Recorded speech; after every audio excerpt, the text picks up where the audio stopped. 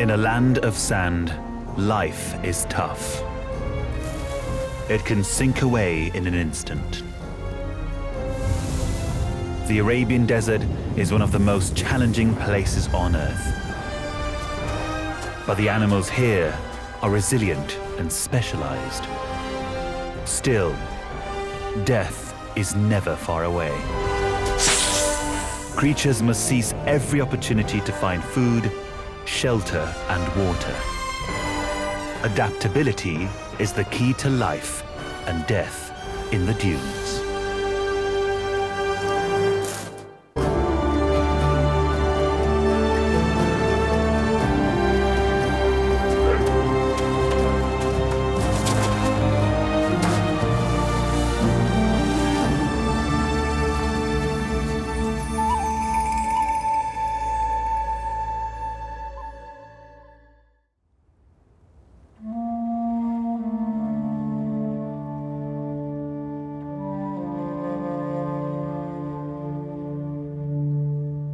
One of Arabia's most iconic animals. It's often cited as original inspiration for the wondrous mythical creature, the unicorn. When viewed from the side, the Arabian oryx looks like a large white animal with a single long horn. In fact, it's an antelope, one of the best adapted to a life in the furnace.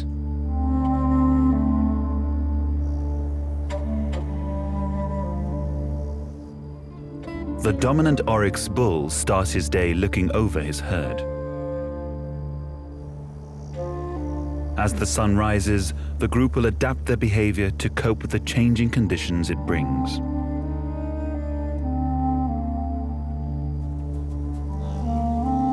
Oryx typically forms small groups of less than a dozen. Any more would put too much pressure on the scant vegetation. There's a strict hierarchy that's enforced with posturing and head gestures. The dominant animals of both sexes use their 60-centimeter horns to make their point.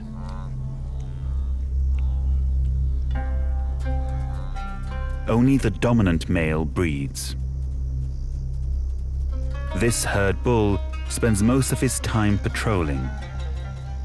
He monitors the females for hormonal changes that signal they are ready to breed.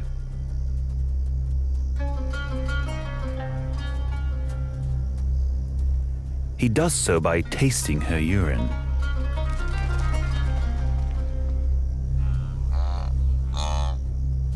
He curls his lip, a strange grimace known as flamen, to pull the scent to what's called the Jacobson's organ on the roof of his mouth.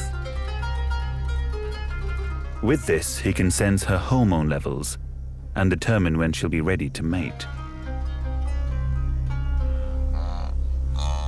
She doesn't seem to be ready just yet.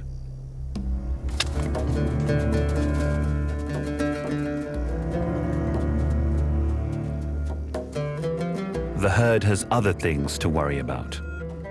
Their first challenge of the day is to warm up.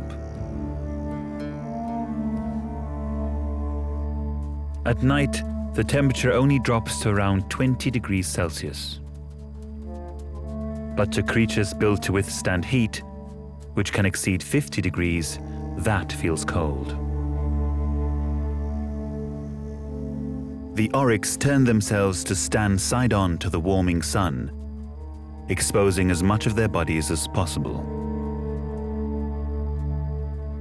Though they have white hair to reflect the heat, they're black-skinned underneath and can raise their hair to allow more of the rays to reach the darker, heat-absorbing color beneath.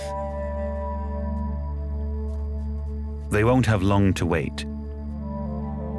The sun will bake the land in short order.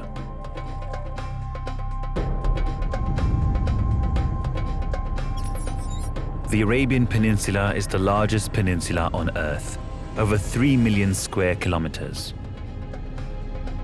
It's dominated by an array of deadly landscapes. Vast sand dunes roll into dry gravel plains, fringed by desolate rocky hills.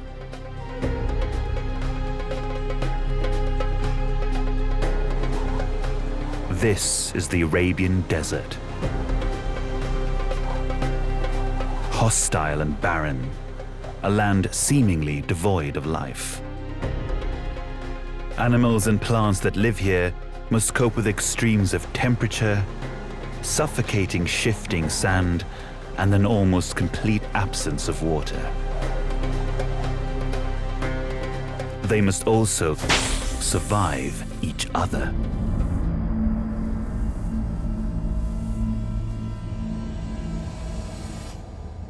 Arabia was once part of Africa and covered in lush green plains. 35 million years ago, there was no Red Sea, so animals could freely move back and forth. 10,000 years ago, at the end of the Ice Age, sea levels rose and flooded what is now the Red Sea. Animals were stranded on the Arabian Peninsula, and as the climate changed, the plains dried out. The options were simple: adapt or die. The survivors are now masters of the desert. But even for these hardiest of creatures, life is a constant struggle.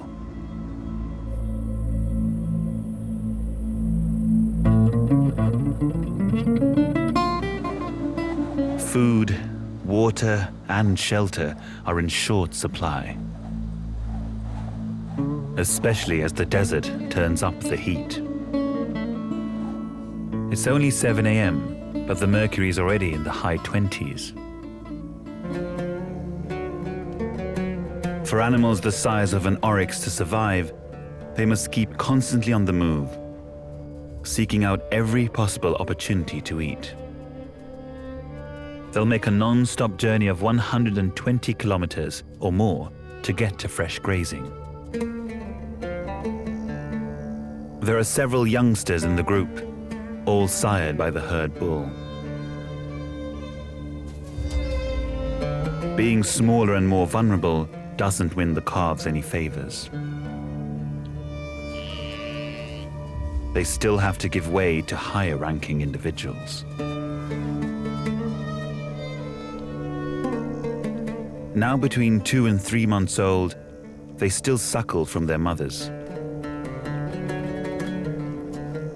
The young are browner in color than the adults, a useful trait giving them some degree of camouflage against the sand.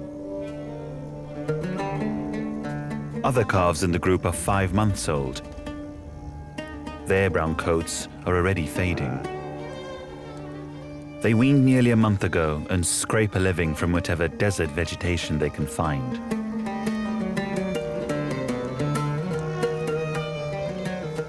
Regardless of their age, the young are expected to keep up.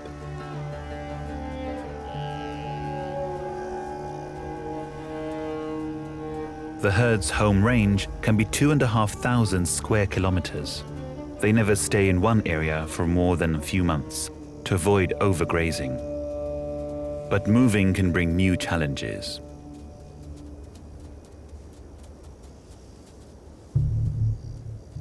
The herd has wandered into the territory of a lone bull.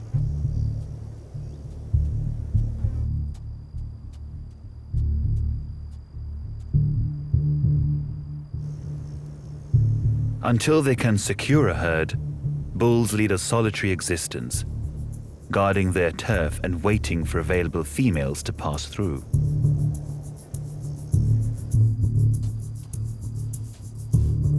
But this group already has its herd bull.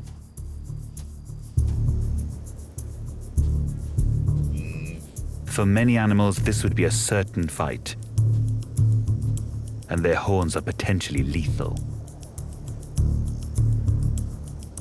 But for these desert dwellers, there's a far greater threat: the heat. A fight would waste valuable energy, but the lone bull wants the herd. It may be worth a challenge. Posturing They size each other up.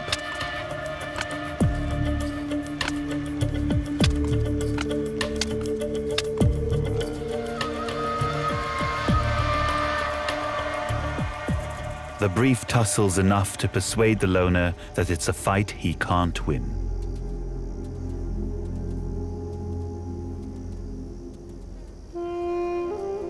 He lets the herd pass through his territory unhindered.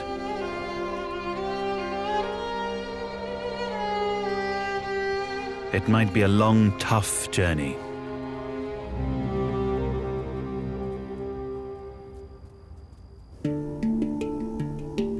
One of the biggest challenges here is the terrain. Sand. This shifting, gritty, irritating topography has shaped one of the desert's most extreme specialists. The sandfish.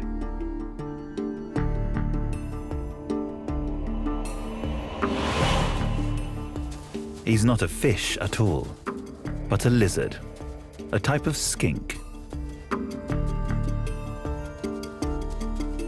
Like all reptiles, he's cold-blooded and starts his day basking in the sun to warm up.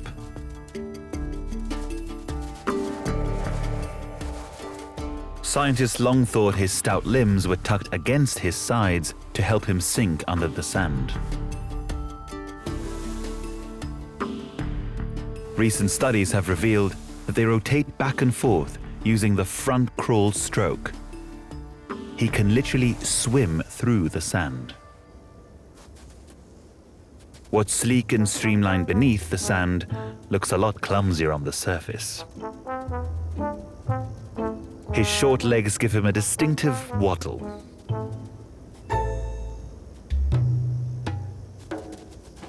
Most small animals have no choice other than to hide away during the blazing heat of the day.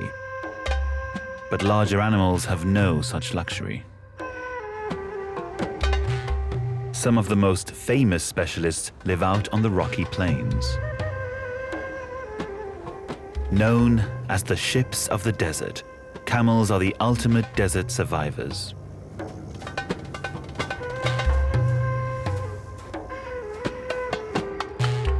Dromedaries, or one-humped camels, aren't truly wild.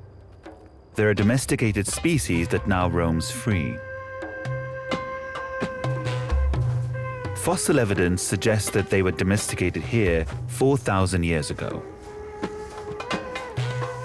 By 2,000 years ago, their wild ancestors were extinct.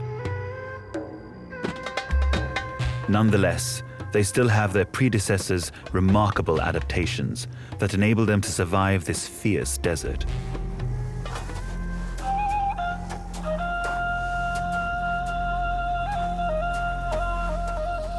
In the midst of the group is a tiny youngster, just a few weeks old, still showing the last traces of the umbilical cord that once connected him to his mother.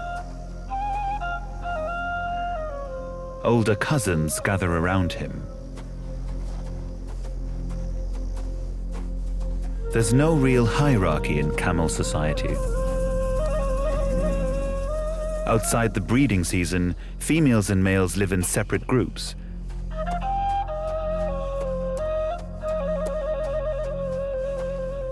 Females with similar-aged calves stay close together so their offspring can socialize.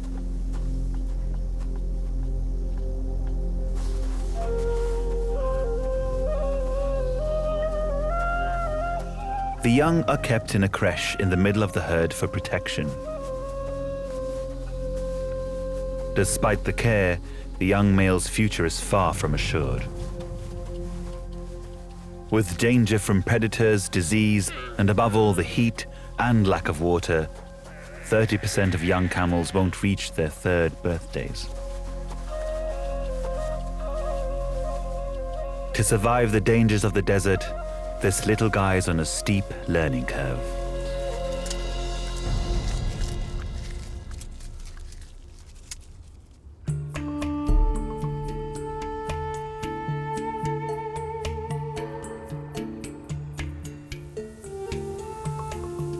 By 8 a.m., it's reached a scalding 35 degrees.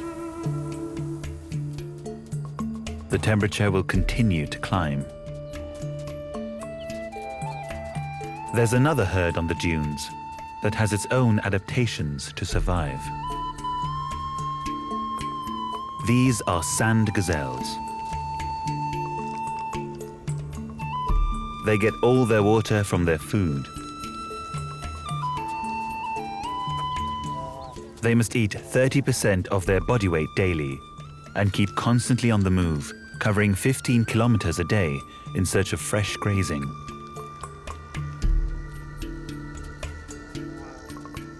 Even their extreme physiology doesn't guarantee their success. In bad drought years, half the gazelles may perish.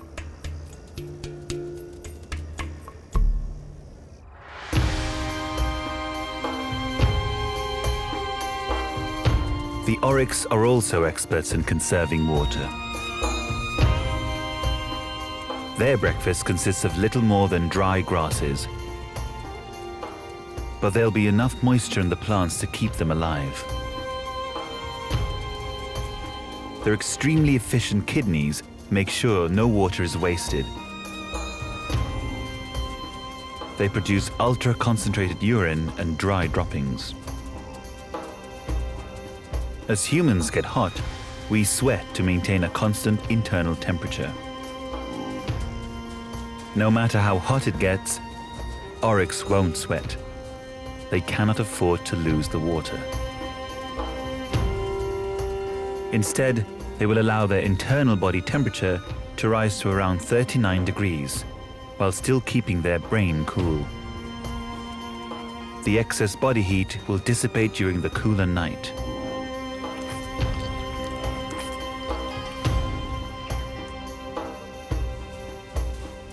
Oryx are browsers, and plants like this tribulus are a vital source of minerals.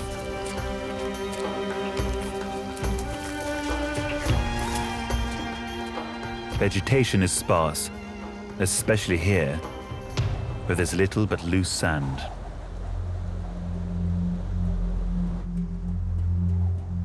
Even for plants, life's a day-to-day struggle for survival. Dune grasses are one of the few species to colonize the shifting sand.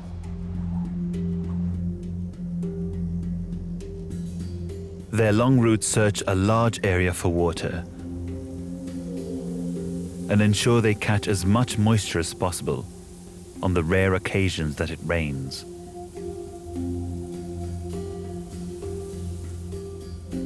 These roots help stabilize the dunes themselves. Thick skins help prevent water loss to evaporation, but they don't protect them from the oryx's battery of tough, grinding teeth.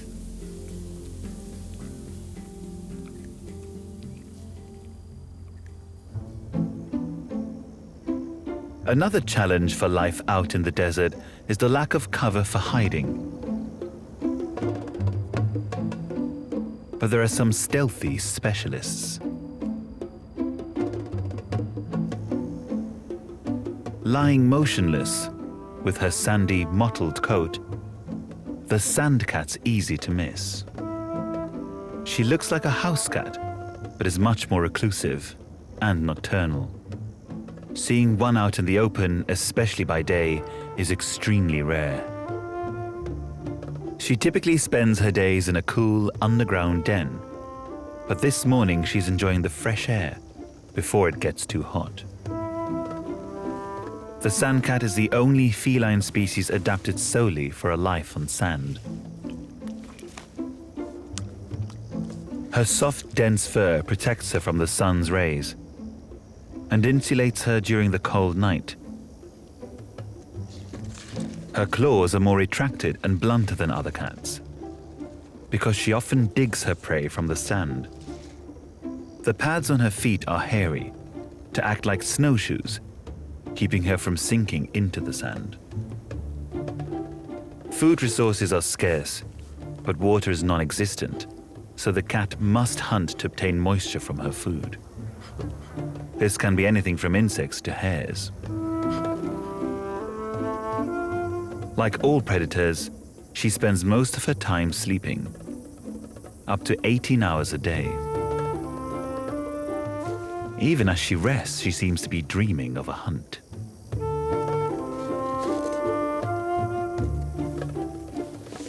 It doesn't take much to wake her.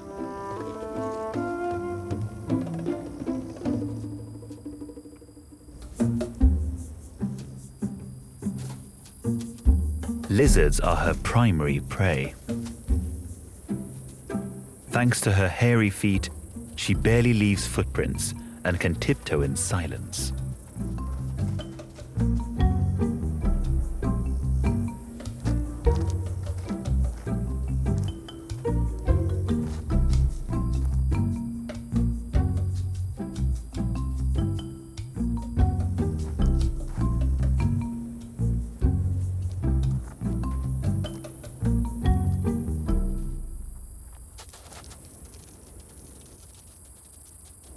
Warmed by the hot sun, the lizard's turbocharged. She prefers to hunt at night and will return to her den to sleep through the hot day.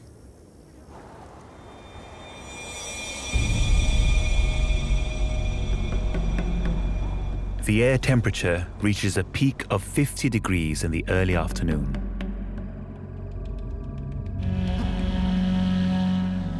But the sand, having absorbed the morning sun, is much hotter, 65 degrees, hot enough to boil an egg. Even camels struggle. They rarely find enough shade, so sit side by side facing the sun. This way, only their narrow front is exposed directly to the rays, not their broad sides. The little calf learns by copying his mother.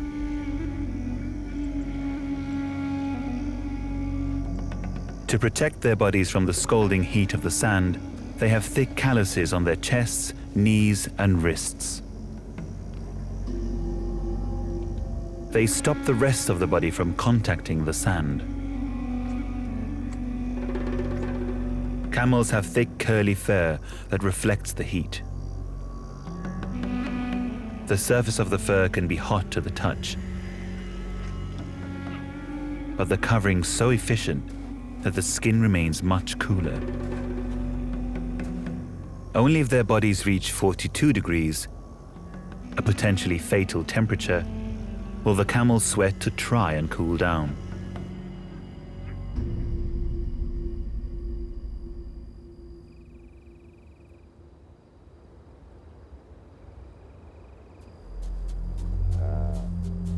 The oryx have a different technique to beat the heat.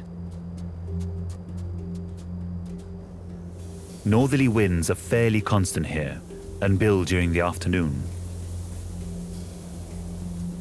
The oryx climb the dunes, exposing themselves to the breeze.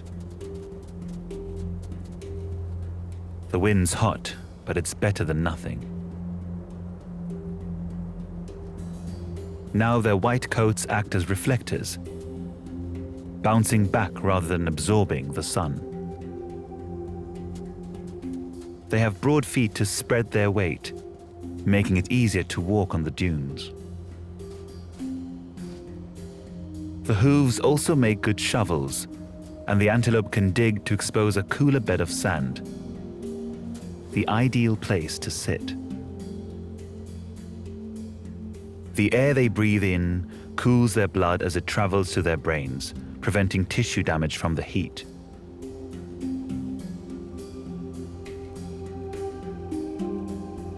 Once the afternoon temperature has reached its peak, even the oryx must seek shelter. Little gullies in the dunes hold just enough moisture and offer slightly better ground for plant life. An oasis that creates small pockets of shade. The herd male picks the best seat in the house. Everyone else must fit in around him.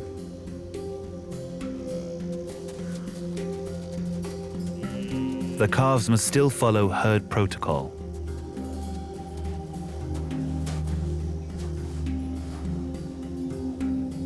Settled in, they'll sit out the afternoon sun.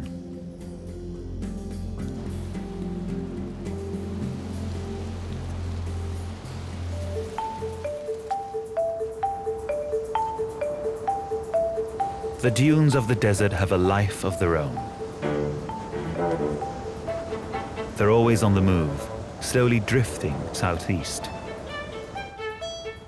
Winds are constantly blowing from the northwest, picking up the grains and depositing them again.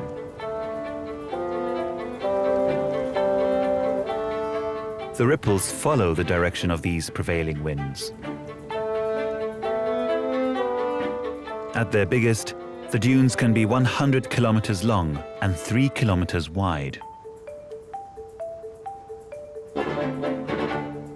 The dunes are supported by gravel beds, pebbles that are too big for the wind to shift. The stones were washed out from the surrounding mountains during the Ice Age, when the climate was a lot wetter. The rivers that deposited them have long since dried up. Now sand flows in their place.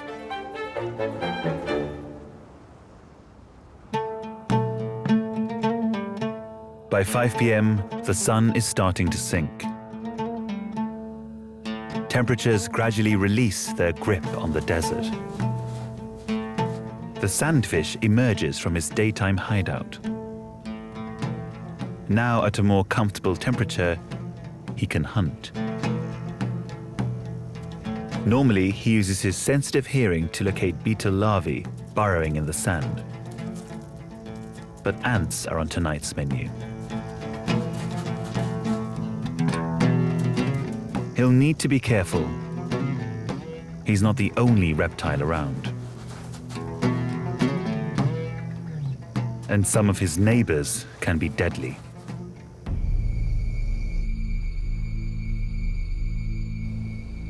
Diagonal tracks, a clue that another predator is nearby. A horned viper moves over the dunes with his body raised, so that only 2 points are ever in contact with the hot sand. The raised dunes give him a chance to absorb the last few rays of sun, to ready himself for the kill.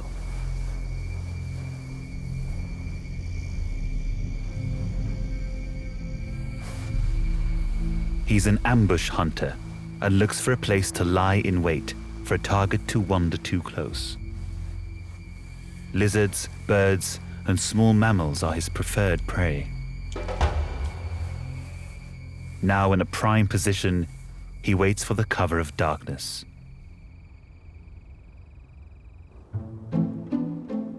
At dusk, a new cast of characters comes to life.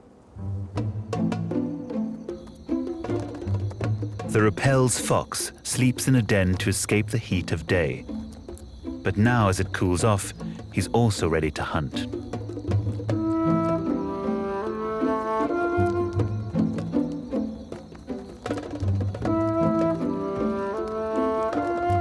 Most members of the dog family pant to cool down, but this tiny fox has other options. His huge ears help with heat loss.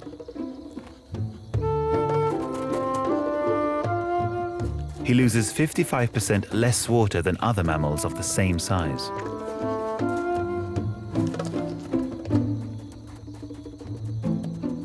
Like so many here, he gets all his moisture from his food, which can be anything from small mammals to plants.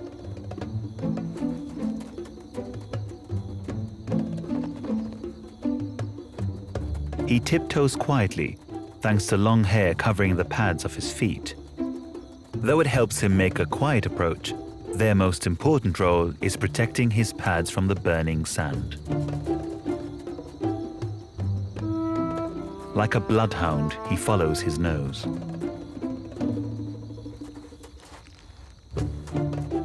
An acute sense of smell brings great rewards. A dead bird is a lucky find.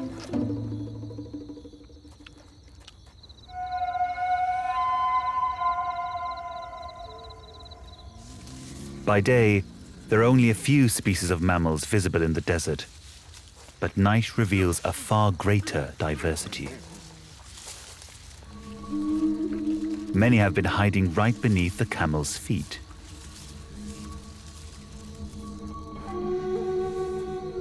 There are 80 species of mammal in Saudi Arabia. Most are rodents. For tiny mammals like this gerbil, the open is a dangerous place. Survival depends on the safety of a burrow.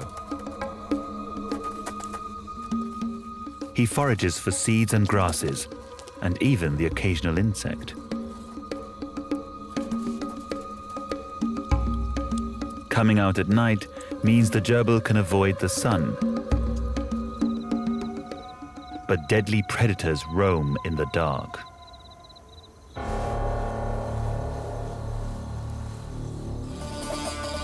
The horned viper's found his ambush spot. He's coiled and ready to strike.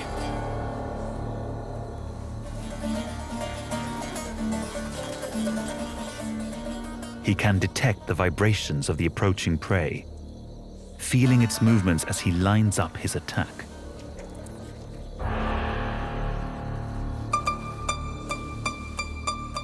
He can taste its scent with his forked tongue.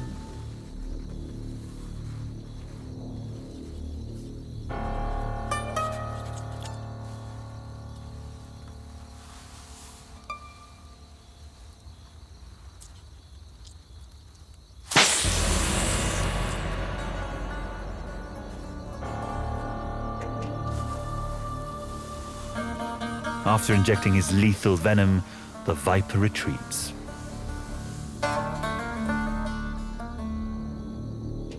Death comes quickly. Prey of this size is usually dead within 90 seconds.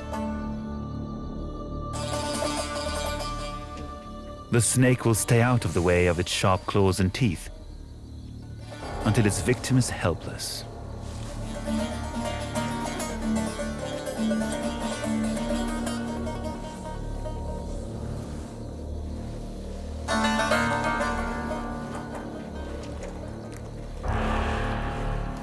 The bones of its lower jaw don't actually dislocate. They aren't fused together at all. The point where they meet at the front and where they connect with the skull at the back is supported by stretchy ligaments.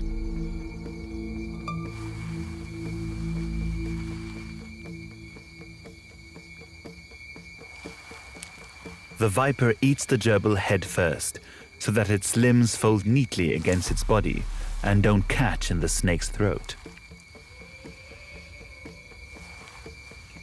He tries to do this as quickly as possible, because with his mouth full, he could be vulnerable to other predators.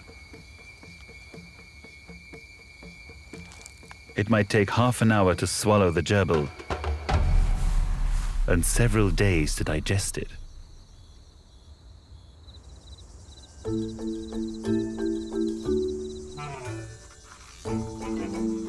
At night, insects are also more active. Now that the temperatures drop to a more comfortable 30 degrees, dehydration is less of a threat. Like the gerbil, their chance of running into a predator increases.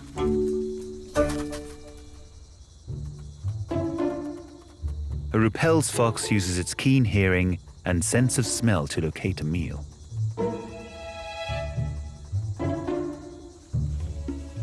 The fox patrols a large territory, around 70 square kilometers, so there can be a lot of walking to find food.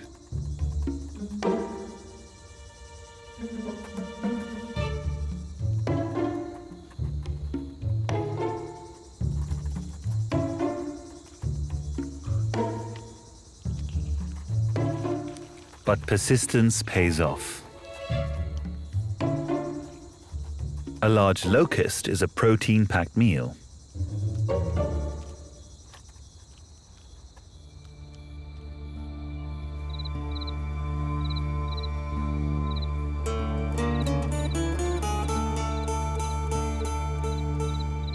By 6 a.m., light begins its return to the dunes. and heat is on the rise.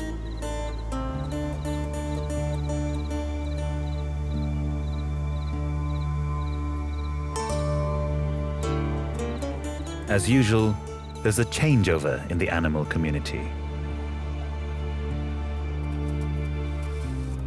Surviving rodents retreat to their burrows.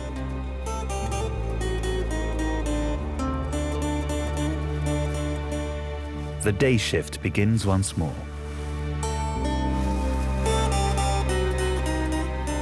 The sandfish is cautious as he looks for a safe spot to bask and warm up. But this morning, he doesn't need to worry.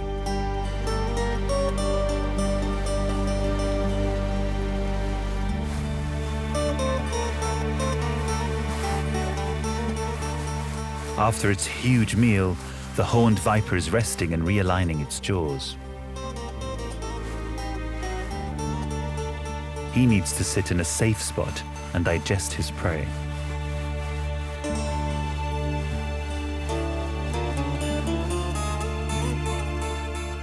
As he warms up, he'll process his meal more efficiently.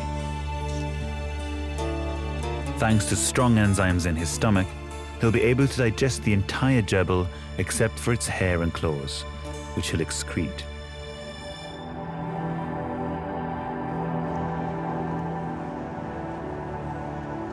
As the sun climbs towards the middle of the day, the weather conditions slowly change. Warm winds are constantly shifting the desert sands, molding and moving the dunes. During the summer afternoons, areas of high pressure intensify the breeze. The ingredients for the perfect storm. The bank of cloud is a sign of trouble. The high pressure stirs the winds, getting more of the fine particles airborne. A common but deadly threat arises: a sandstorm.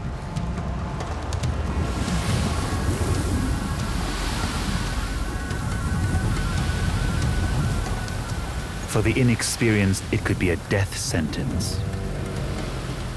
It would be easy to get lost in the darkness, blinded by the sharp particles, or suffocated as sand fills the lungs.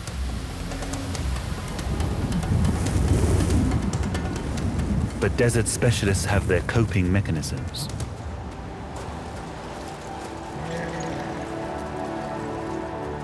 Camels can squint into the storm thanks to large bushy eyebrows and long lashes that protect their eyes. They can close their nostrils to prevent inhaling sand.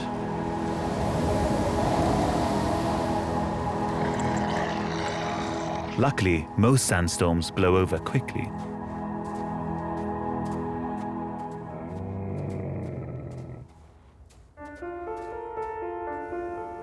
Sometimes the desert's far less forgiving. Beneath one of the nearby trees is a reminder of just how fragile life can be. The bones of a young camel. Even ships of the desert can sink. The desert can be devastating, but destruction can also bring opportunity.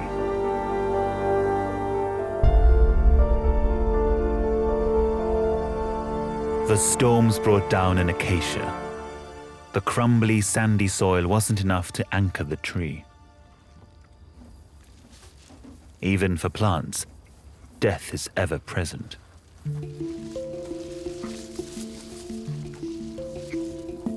But the tree's loss is the camel's gain. Camels specialize in eating the least edible of plants. Their thick, rubbery lips act like fingers to pick up tiny leaves and bark from around large thorns. Like all ruminants, or animals that chew the cud, they don't have teeth in the front of their upper jaw. Instead, the lower incisors nip against a tough palate. It's like a pair of pruning shears with a blade cutting against a flat surface. The incisors strip bark from the fallen branches. Even the toughest woody material can be ground down by a battery of powerful molars in the back of the jaws. The food will be partly digested and then brought back up for a second chewing to absorb as many of the nutrients as possible. The gorging camels stir up insects that were hiding in the vegetation. Among them, a master of disguise.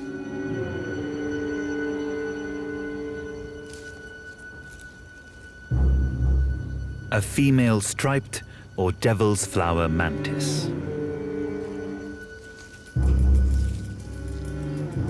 6 centimeters of killer instinct.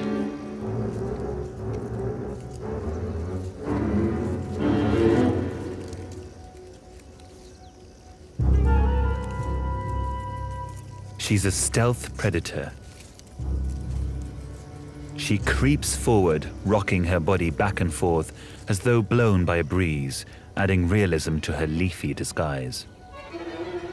The name praying mantis comes from the folded arms, which seem to be held up in prayer. But this isn't an act of repose.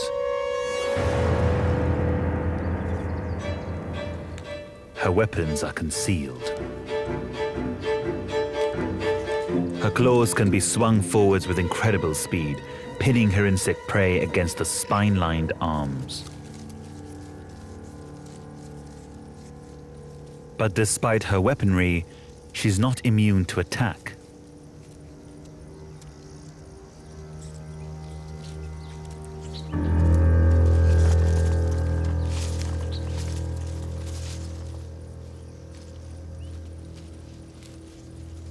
For a predatory bird, like the sharp-beaked shrike, the mantis could become a meal. She cautiously retreats.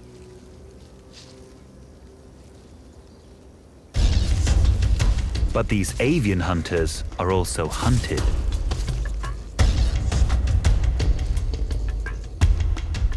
The flocking featherweights don't go unnoticed by the sandcat.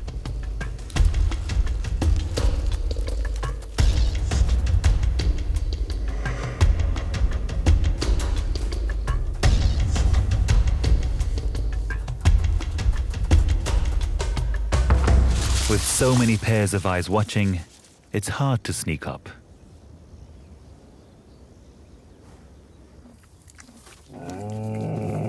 The camels ignore the community around them. They need to eat as much as they can while the going's good.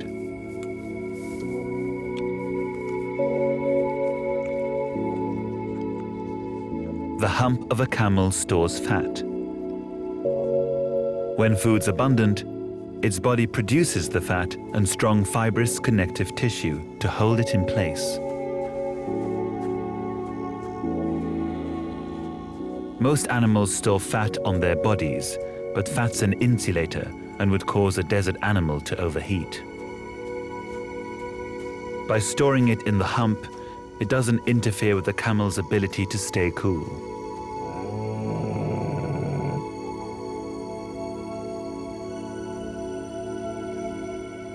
It's a survival backpack.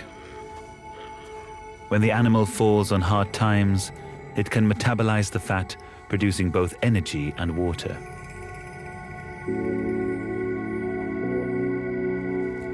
The young camel barely has a hump at all. It will take a while to build up good reserves. In the height of summer, even the adults are low on supplies. Their humps have diminished, a reminder that resources in the desert can be few and far between. They must always restock when they can.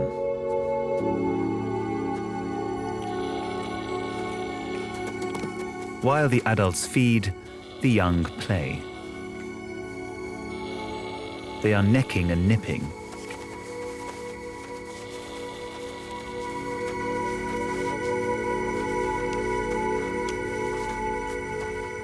But these little guys won't be engaging in true sexual behavior for at least 6 years, so they have plenty of time to perfect their act.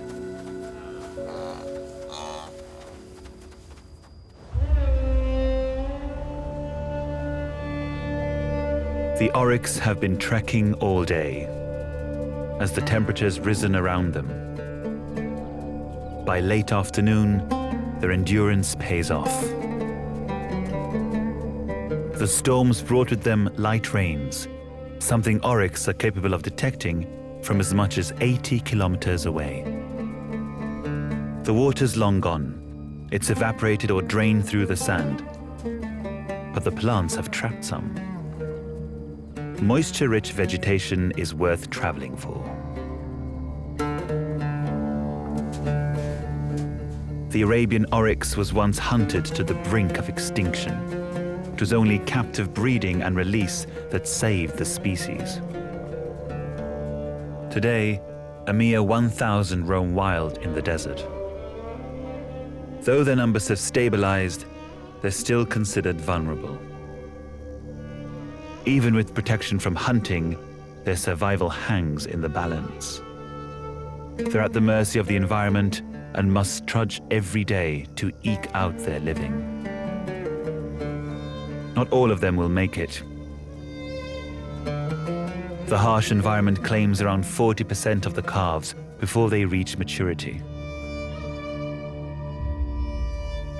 So far, this herd's doing well.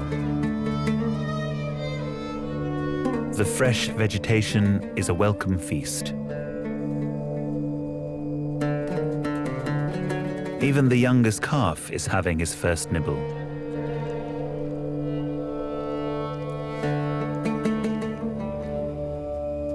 In a few weeks, he'll be on his own. He needs to use this time to watch and learn, to master finding food and moisture and beating the heat. He needs to be ready for a life on the dunes.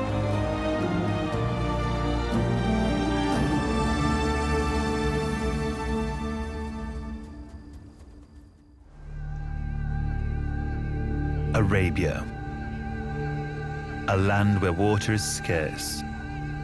Animals struggle to survive. The desert mountains conceal a rare waterhole, a wadi, a lifeline to those that endure the inhospitable heat. But animals seeking respite here are at the mercy of predators. Lightning-fast snakes glide on water, hunting down their prey. Tarantulas and scorpions stalk the shadows. And hungry desert foxes prowl under the cover of darkness. These are the wonders of the Wadi.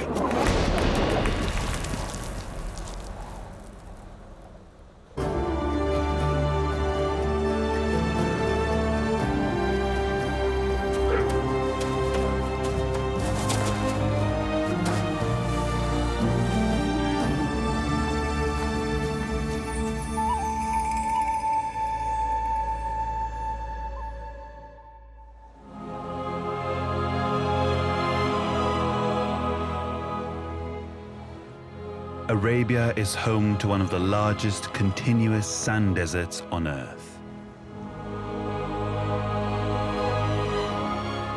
Vast tracts of sand dunes are broken in places by scorching gravel plains. Dramatic jagged mountains rise on its fringes. Temperatures can hit 54 degrees Celsius. The landscape lacks one vital ingredient for life: water. But seemingly dry river valleys are rare places where water can be found. Here in the mountains, the bedrock is hard enough to trap the little rain that falls, creating normally temporary, though sometimes permanent, pools of water. These pools are known locally as wadis, the Arabic word for valley. This wadi, dwarfed by barren rock faces and towering mountains, may not look like much, but this rare oasis offers a lifeline for wildlife.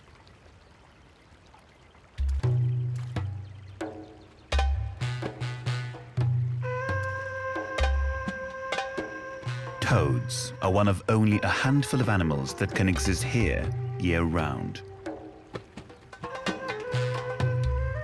Unsurprisingly, amphibians are extremely rare in arid Arabia. Just 9 species are found here. Most are confined to the cooler coastal areas.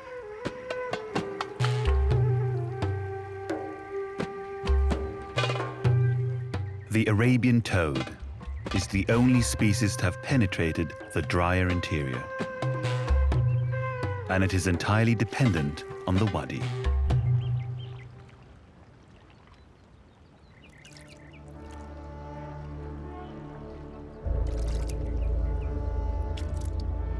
The toad's sudden movement catches a predator's eye. A wadi racer is on the hunt.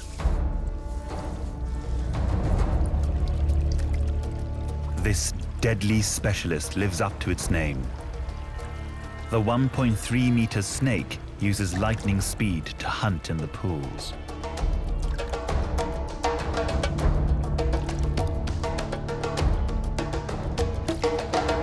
The racer produces a mild venom, but since it lacks fangs, it must chew on its prey for the toxin to penetrate its victim.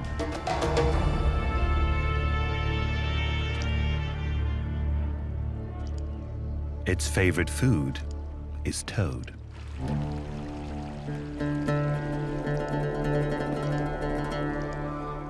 The snake's vision is especially sensitive to movement. Each time the toad hops, the visual hunter draws closer.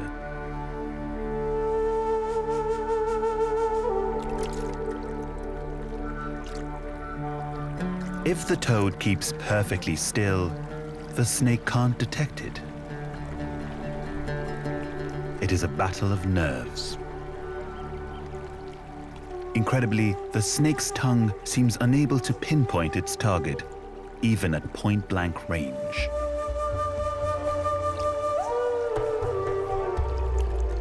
The toad's bravery pays off.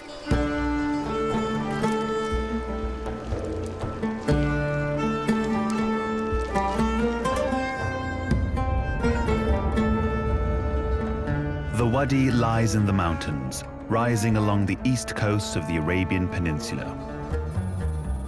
The Al Hajar mountain range stretches 500 kilometers from the United Arab Emirates in the north into the Sultanate of Oman in the south. With peaks of nearly 3,000 meters, these mountains have towered over Arabia's scorched plains for around 20 million years. The river valleys within them are exposed to both long periods of drought and sudden flash flooding. Despite the harsh terrain, animals eke out a living at every level.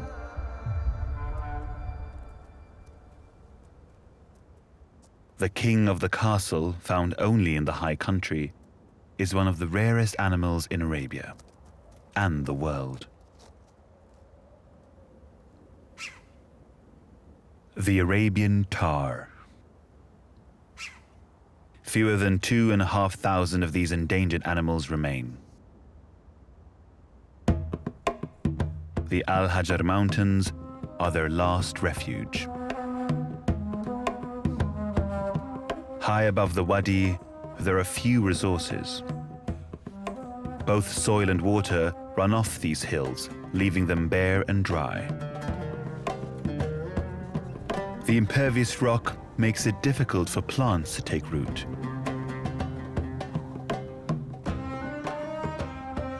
The barren slopes cannot support large herds of grazers, so tars are usually found in small family groups or on their own.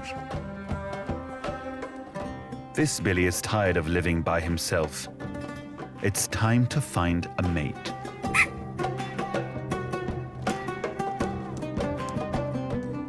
Sure-footed on the rocks, thanks to his compact rubbery hooves, he struts his stuff,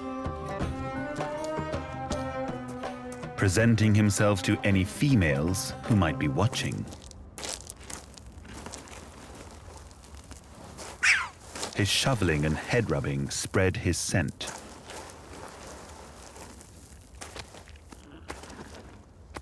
The churned soil is like a billboard, announcing that a vigorous billy goat is in residence.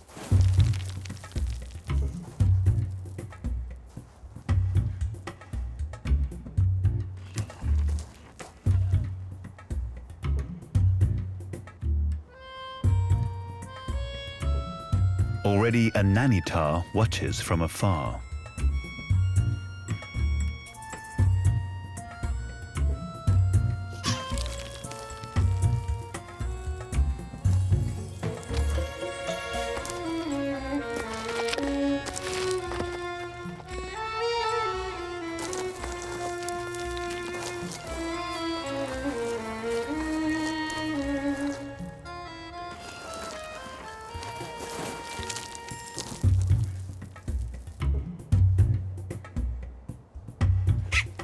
He will have to up his game if he's to win the female over.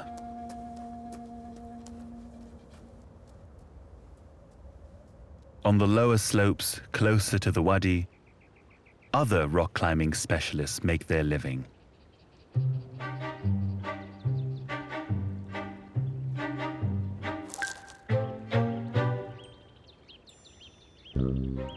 Most geckos, like this fan-footed gecko, have microscopic hair-like structures on their feet and can grip even smooth vertical surfaces.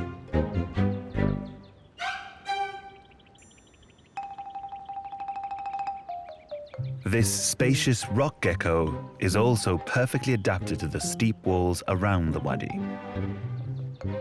It is endemic to Arabia and is found mostly in the United Arab Emirates and Oman.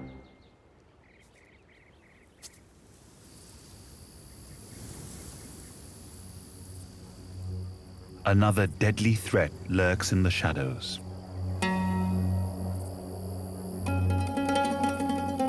There are nearly 1,000 species of tarantula in the world. This one is brand new to science, so recently discovered that it hasn't been named yet. It's unique to the Wadi systems of Arabia.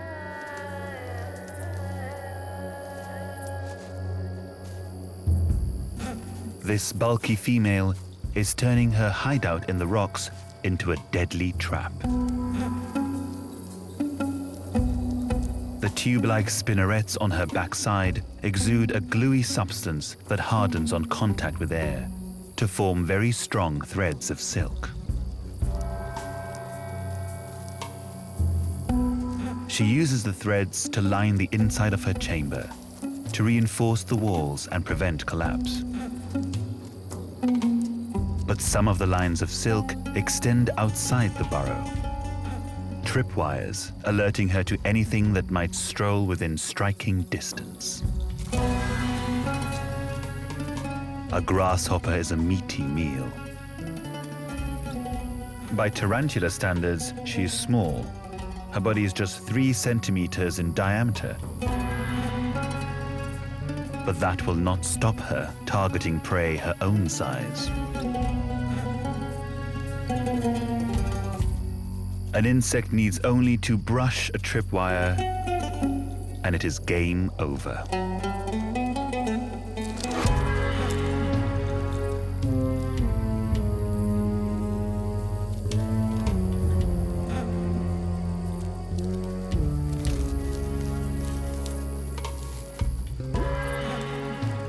She dispatches her prey with the tarantula's trademark weapons, a huge pair of fangs leading to 2 venom glands. The fangs are jointed and can be moved like fingers to stab the victim and pull it closer to her mouth. She injects enzymes into the corpse that will begin digesting its insides, turning it into an insect smoothie.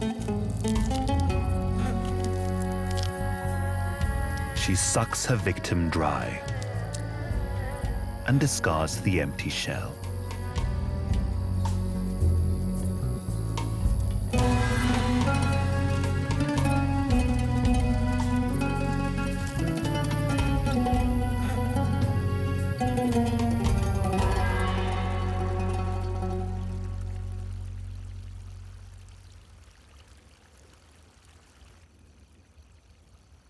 Darkness reaches the Wadi early, its steep sides shaded from the setting sun.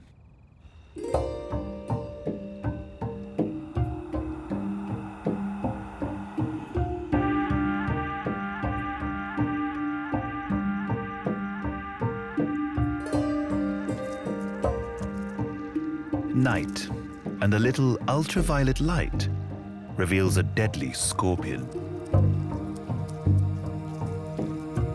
Fluorescent compounds in his body armor produce the eerie color.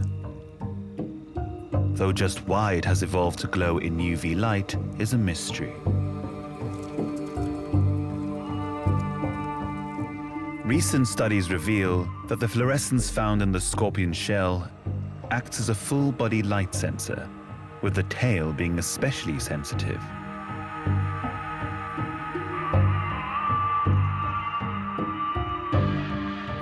Scorpions hide by day, away from harsh UV sunlight. But preliminary studies show that these arachnids are also less active during full moonlit nights. It may be that the fluorescing helps the scorpion determine the best time to hunt, when light levels are lowest.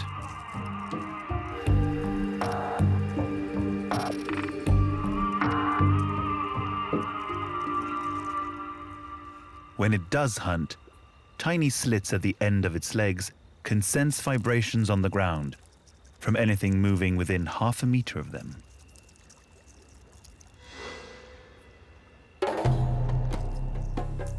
Grasshoppers are a popular menu item around the Wadi.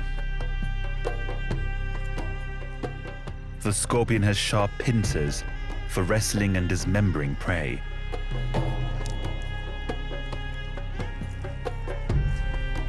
But it carries its main weapon aloft, a sting in the tail, coiled and ready to strike. It takes a fraction of a second for the needle-like tip to pump venom into its victim, if it can get close enough.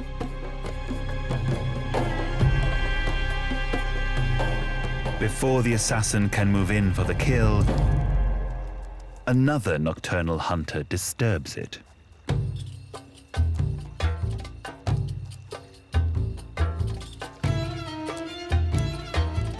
It's a Blanford's fox, a small, agile canine that emerges only at night.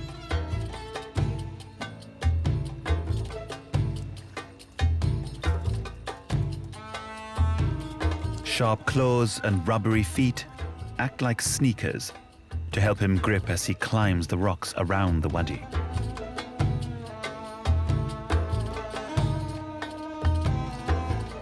His long tail provides a counterbalance.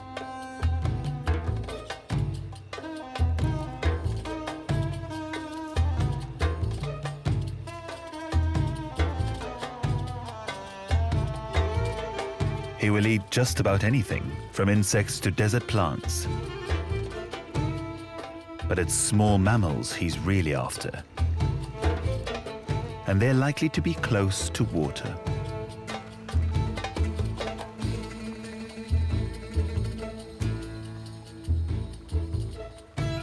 Bats dash in to catch insects attracted to the water.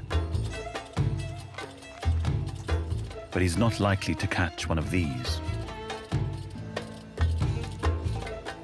His large, sensitive ears detect some rustling. A a spiny mouse. The rodent forages for seeds and grasses, feeling its way with its long whiskers.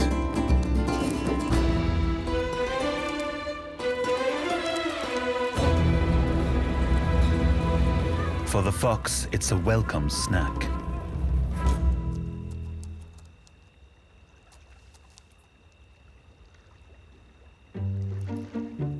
But he's not alone. An Arabian red fox is also on the prowl.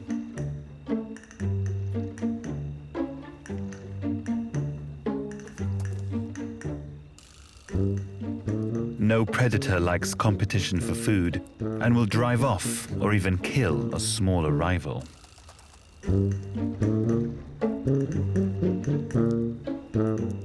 The Arabian red fox can be 3 or 4 times heavier than a 1.5 kilo Blandford's.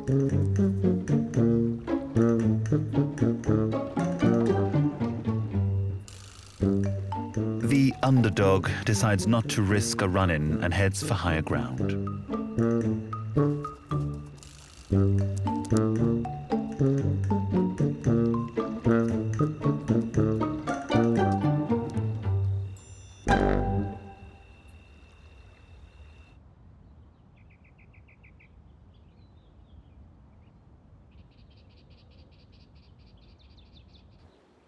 As the sun rises over the Wadi, so too does the mercury. In summer, temperatures can hit 43 degrees.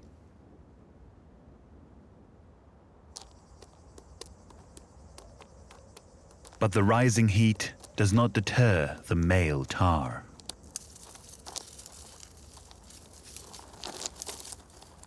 This morning, he intensifies his mating campaign.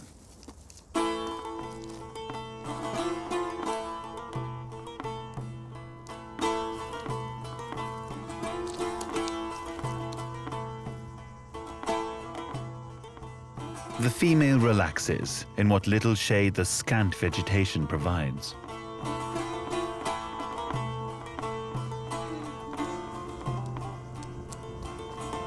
Try though he might, she just does not seem interested.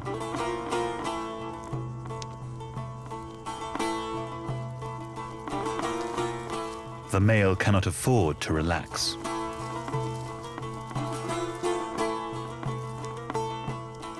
Scent glands at the base of his horns leave a smelly calling card.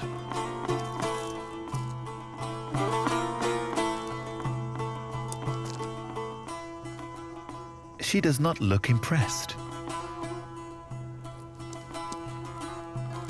He raises his scent game further. He urinates on the ground, then flicks the pee into his fur.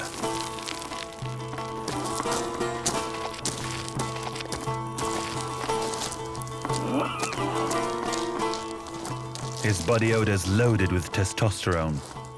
The hormone signals to the female that he's in his prime and ready to mate.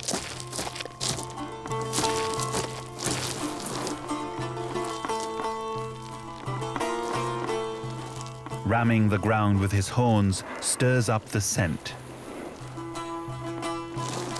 Glands on his face add to the aroma as he gives himself a pungent facial.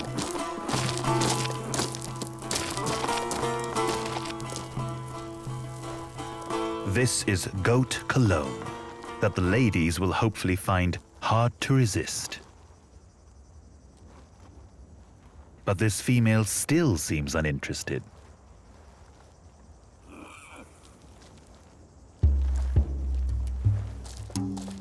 Her lackluster presence drives the frustrated male wild. For a finale, he goes in for some prancing.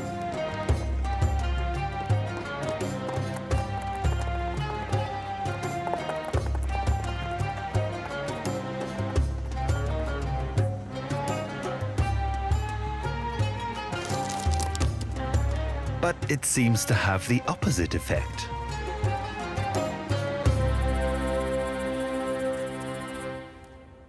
He may be coming on too strong.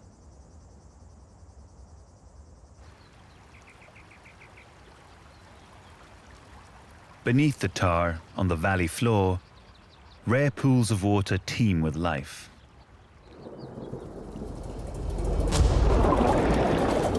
Freshwater fish.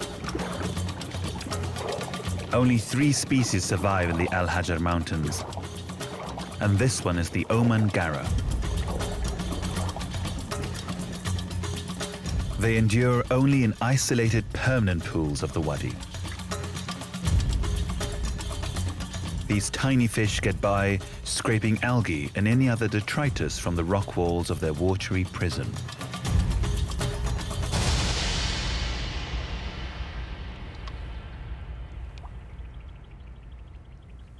Their survival depends on much-needed rainfall to replenish their shrinking refuge.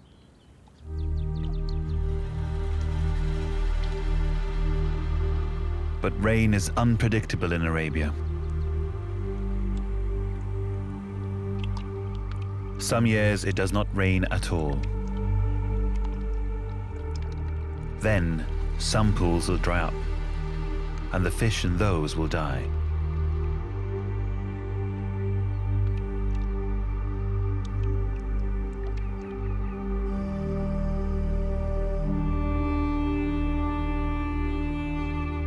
When the water of the Wadi evaporates to nothing, the Arabian toad vanishes with it.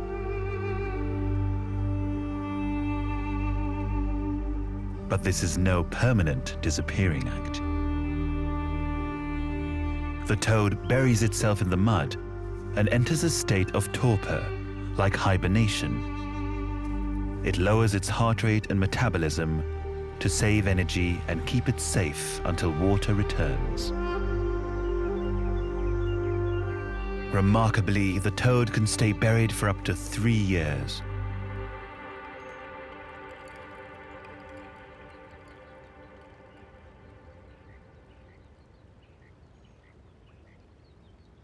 Little moisture penetrates Arabia's interior. But here, the high altitude of the mountains causes rare clouds to condense.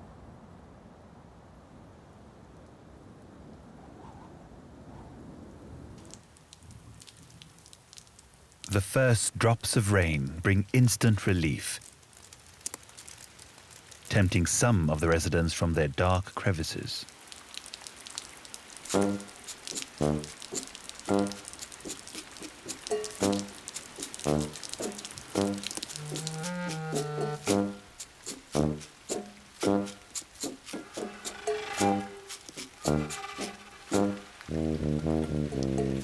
The spacious rock gecko has a remarkable ability to repel water. Tiny hair-like spines all over its scales actively push liquid molecules away. They form bigger droplets that run off. It is a neat trick that helps to keep geckos clean and free from fungal infections.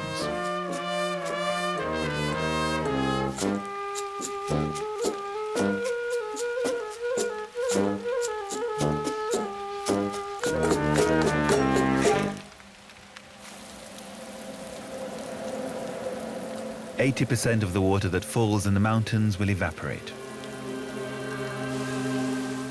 The rest quickly runs off the hard ground and into cracks in the rocks. Rain here in the Al Hajar Mountains is erratic and unreliable.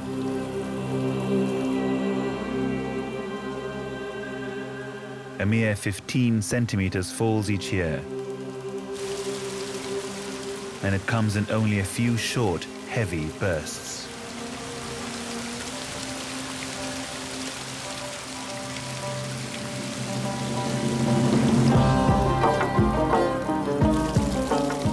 The toads instinctively know that when water comes, it can come fast and furious.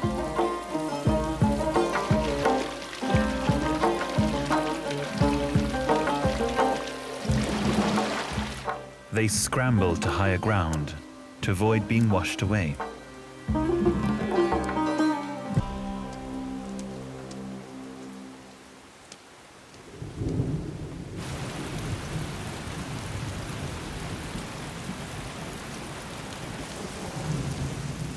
rain runs off the mountains, building momentum as it descends to the valley floor. Light rain can quickly turn tranquil pools into rapids.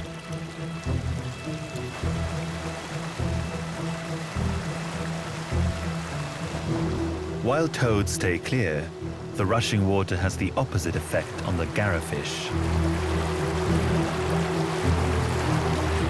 This is the opportunity they've been waiting for. They have a mysterious, instinctive drive to always explore upstream, driven by the need to expand their territory. They take whatever opportunity they can to forge into the current. This is how the species can recolonize areas where the previous inhabitants have perished. But this is not just fish swimming upriver. These fish undertake an epic climb.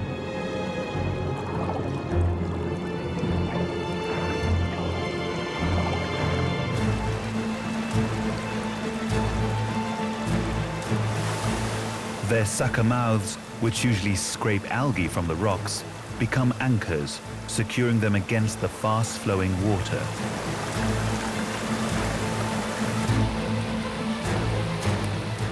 A group inches its way up the rocks.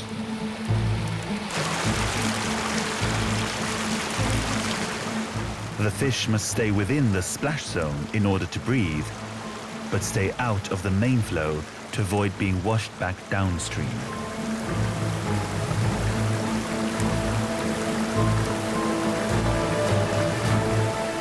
The fish can travel up to 3 meters.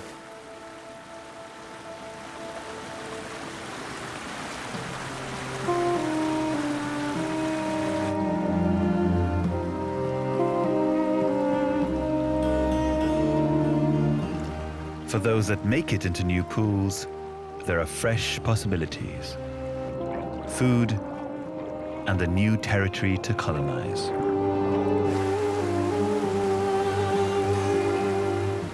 The stress of the journey is also thought to trigger their spawning behavior, to make sure every new pool is quickly populated by the pioneers.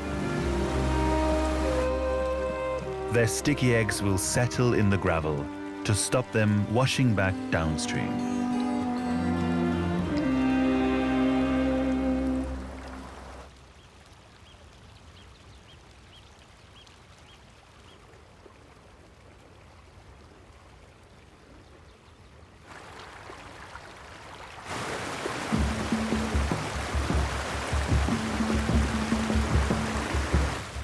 The rushing water is a mixed blessing. It creates opportunity for some, but a challenge for others. This endemic Oman carpet viper usually hides in crevices by the Wadi pools, knowing they are a good place to hunt. But the sudden water flushes this one from its lair. He struggles against the current.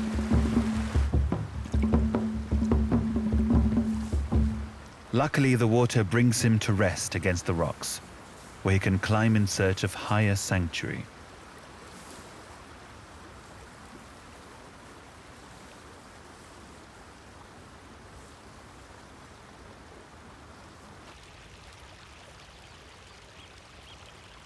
The sudden surge of water is short-lived.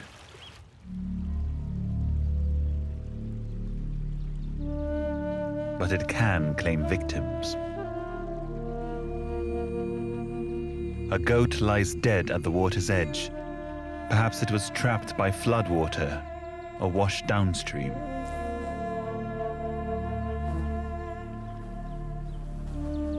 Its rotting body provides sustenance for insects.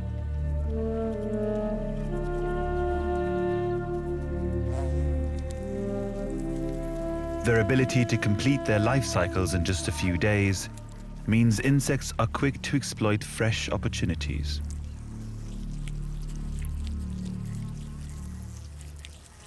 Flesh-eating flies taste their food with their feet.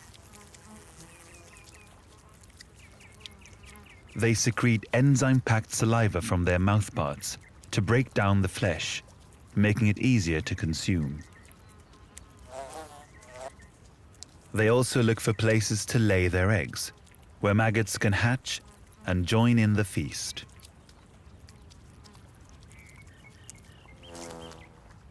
Wasps are better equipped to deal with a tough carcass. They have powerful shearing mouthparts to tear through flesh. Adult wasps are primarily plant eaters, but they will carry tiny mouthfuls of meat to their nests to feed hungry carnivorous grubs.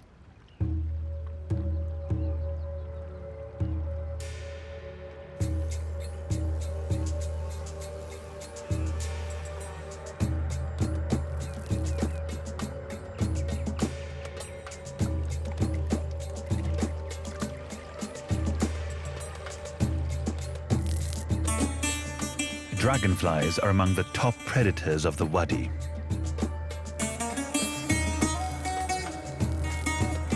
Their compound eyes contain 10 times greater variation in proteins than human eyes, allowing them to see a far wider range of colors. Their image resolution gives them ultra-high-definition vision. They can collect and interpret 300 images per second, 6 times more than us. Their forewings flap 30 times a second, giving them incredible aerial agility.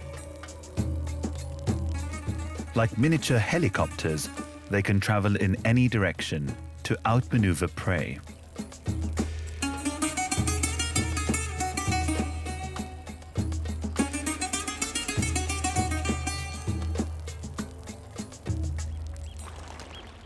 In turn, the insects are magnets for bird life.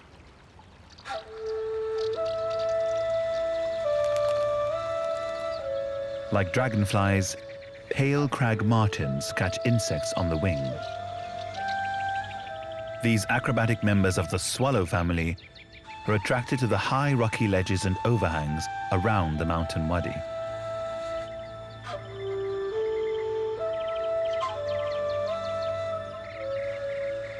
Here, pairs of breeding residents build their nests using fresh mud from the valley below.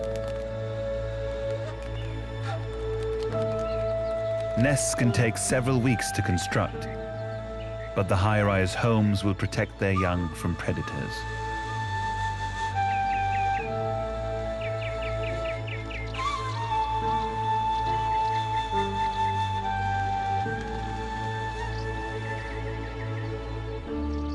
One bird visitor does not need such high-level security.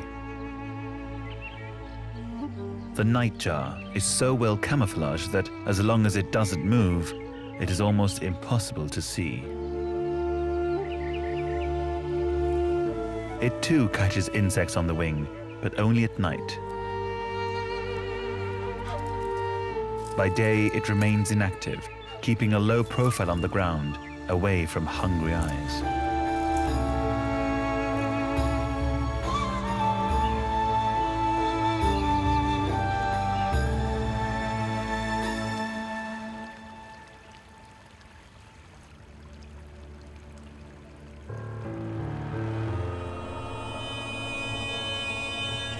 There is little cover on the bare rock faces of the Wadi, but it suits this predatory master of the skies.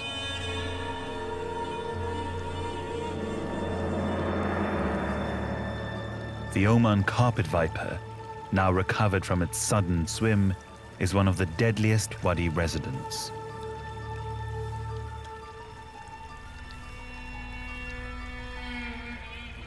This 75-centimeter snake with unusually long fangs can inject deadly venom deep into its victims.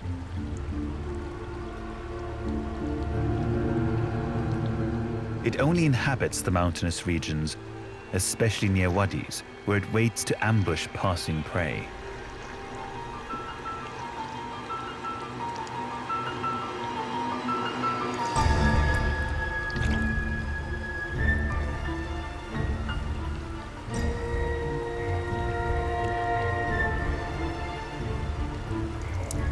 A toad would make an ample meal for the predator, but only if it ventures into the strike zone.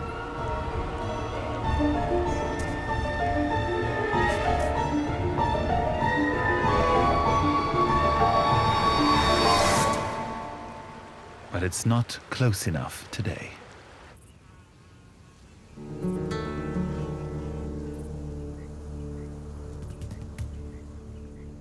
While the flash flood is long gone, residual moisture hangs in the air.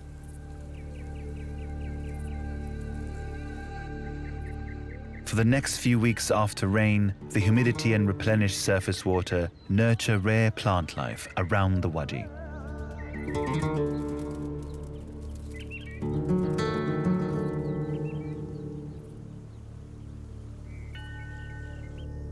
Out on the gravel plains, there is no sign of the water that drenched the rocks only days earlier.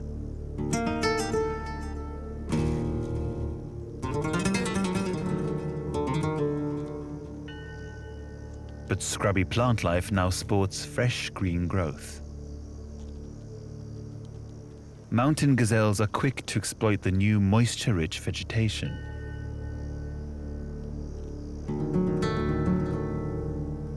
Like many desert specialists, these delicate antelope get most of their water from their plant diet.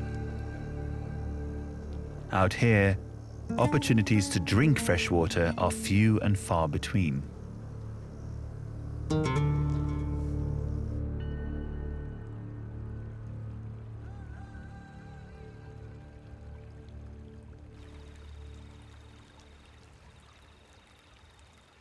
As darkness descends over the Wadi, an Arabian toad prepares to make the most of the night ahead.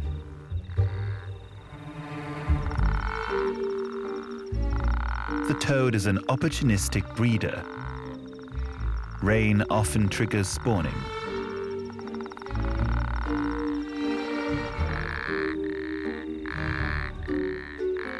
This one is ready to find a mate. He needs to put on his best voice to serenade the females. His extending throat pouch amplifies his call, which echoes around the Wadi.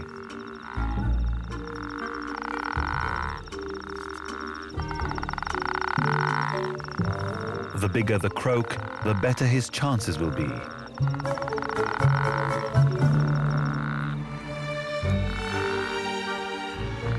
But he has competition.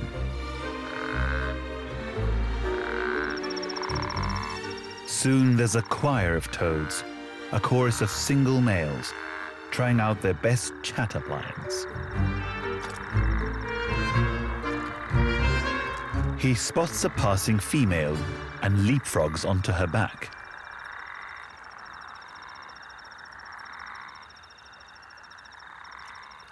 He uses sticky pads on his front feet to try to attach himself. His love interest does her best to wriggle free.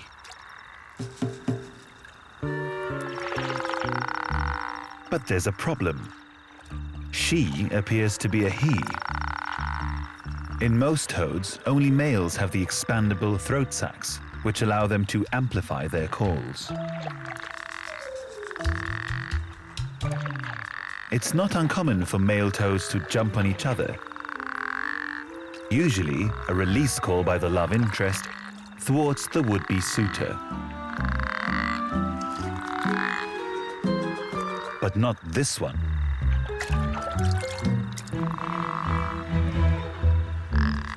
He holds tight, determined to attempt amplexus, the pairing that triggers spawning in externally fertilizing amphibians.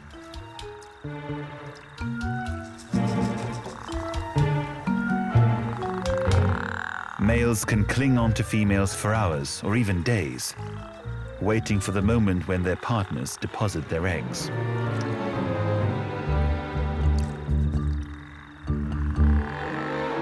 When a female begins to lay, the male will release his sperm to fertilize the emerging eggs.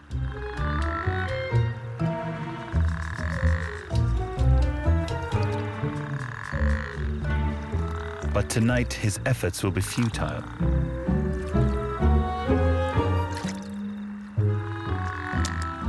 Eventually, the male releases his grip and heads off to try again.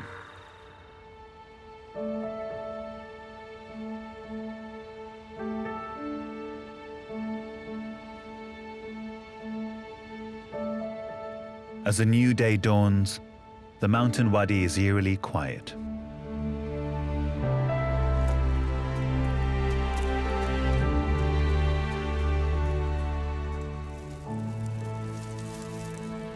On the rocky slopes above, the tar's elaborate mating display seems to have finally paid off.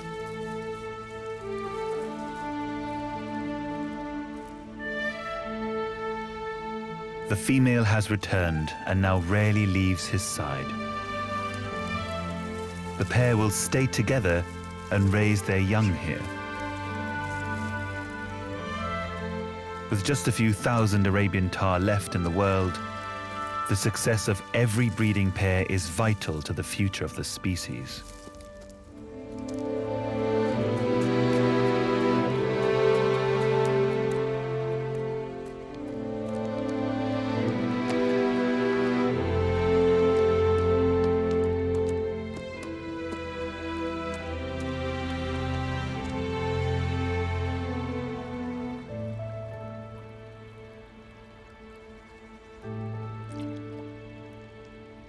A few weeks following successful toad spawning, the temporary pools are packed with Arabian toad tadpoles.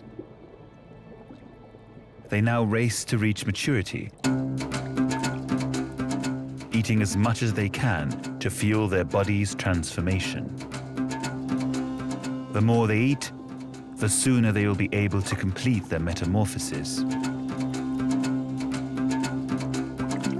Legs develop at the base of their tails, which begin to shrink.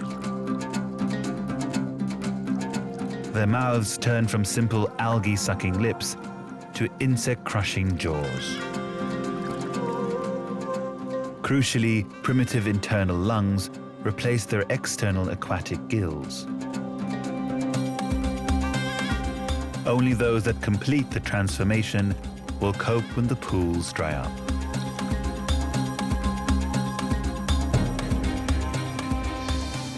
Any young garrafish that have matured in small temporary pools now face the greatest instinctive challenge of their young lives.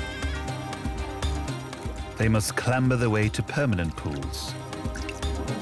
In just a few weeks, the flow of water from the hills will cease completely, and most pools will shrink away.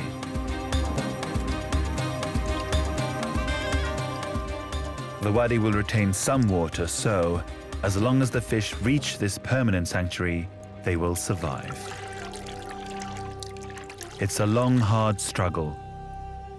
Many fish are left high and almost dry.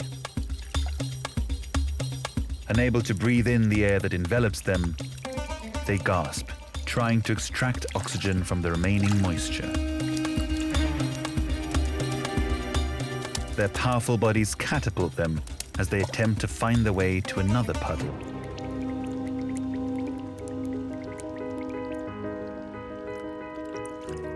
A handful of lucky fish wriggle their way to salvation.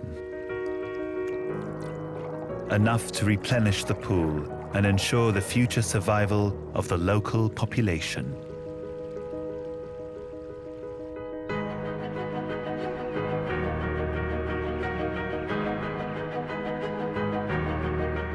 In this harshest of environments, all animals live on a knife edge. The landscape can give and take away in an instant. For most, existence would be impossible without the tiny pockets of water cradled in the wadi. A miniature oasis in Arabia's Inferno. A lifeline in the desert.